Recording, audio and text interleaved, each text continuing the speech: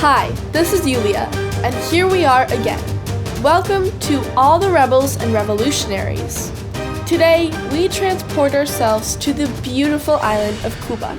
This episode, I will continue to analyze the story of this fascinating revolution and the path of the regime that took power. Castro shrewdly calculated that in the event the Moncada barracks attack fails, Batista would go wild with repressions, antagonizing an ever-increasing number of Cubans. And this is exactly what happened. Meantime, the jailed Castro did become a hero, and created arguably his most famous speech at his defense trial. "History will absolve me," which his wife Mirta smuggled out of jail a few pages at a time. It called for a violent overthrow of the government. And here is when Batista made yet another mistake. After only 22 months, he decided to release Fidel and his brother Raúl from prison as a part of a general amnesty.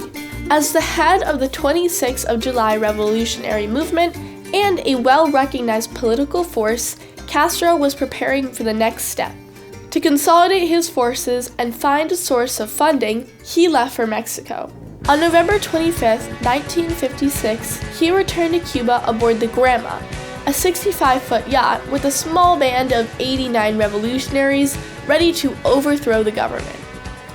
The expedition started badly. The Grandma, who calls a yacht Grandma, was spotted by the government forces who attacked the revolutionaries, and by the time they landed, Fidel had lost 40 of his men.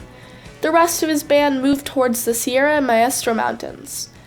Batista had made another mistake by letting him escape, assuming that all of the remaining rebels would be dead within a few days.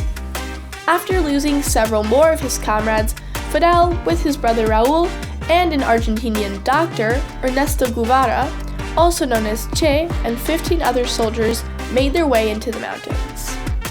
And by all accounts, this should have been the end of this sad group, if it was not for the efforts of one man, an American journalist named Herbert L. Matthews.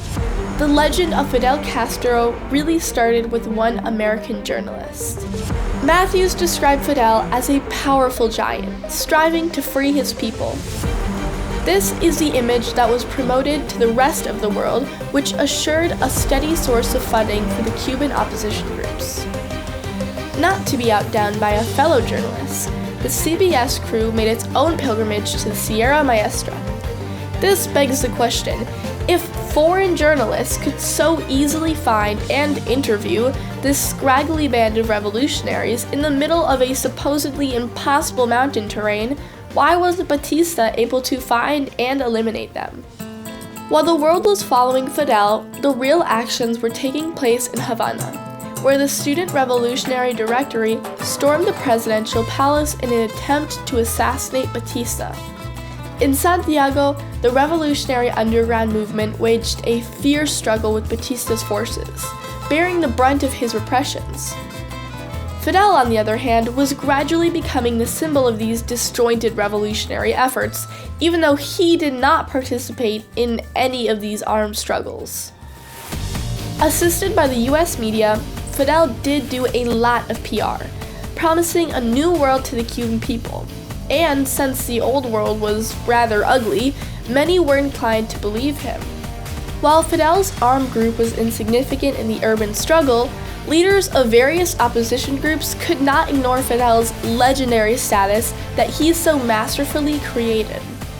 They came to the mountains to consult Fidel about the future power arrangements, thus solidifying the image of Fidel's leading role.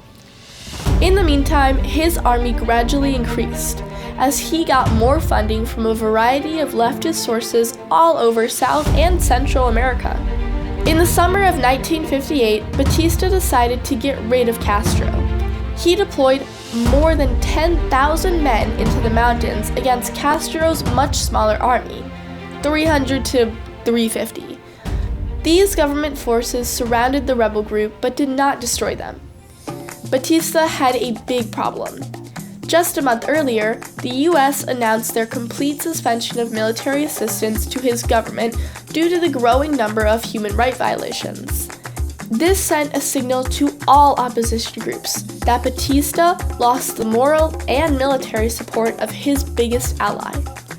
In August of 1958, rebel forces left the mountains and fanned out across Cuba, gaining recruits, consolidating local opposition, and going on the offensive to recapture cities. Batista's repressive and corrupt regime would not last long without their greatest ally. Santiago de Cuba was the first to fall, and after Che Guevara blew up the armored train in Santa Clara, the city also fell to the rebels. This demoralized government forces even further. In December of 1958, Batista lost his nerve and fled the island with 180 of his friends, taking with him close to $250 million to cover incidental expenses.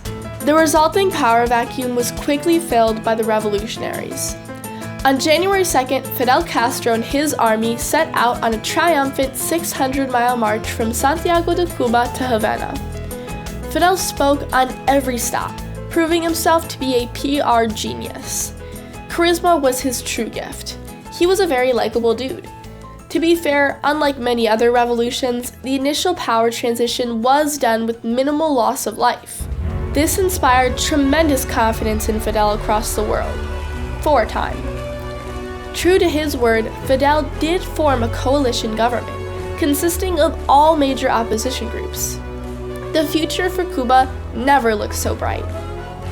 In my next episode, I will continue to analyze the story of this fascinating revolution and the path of the regime that took power.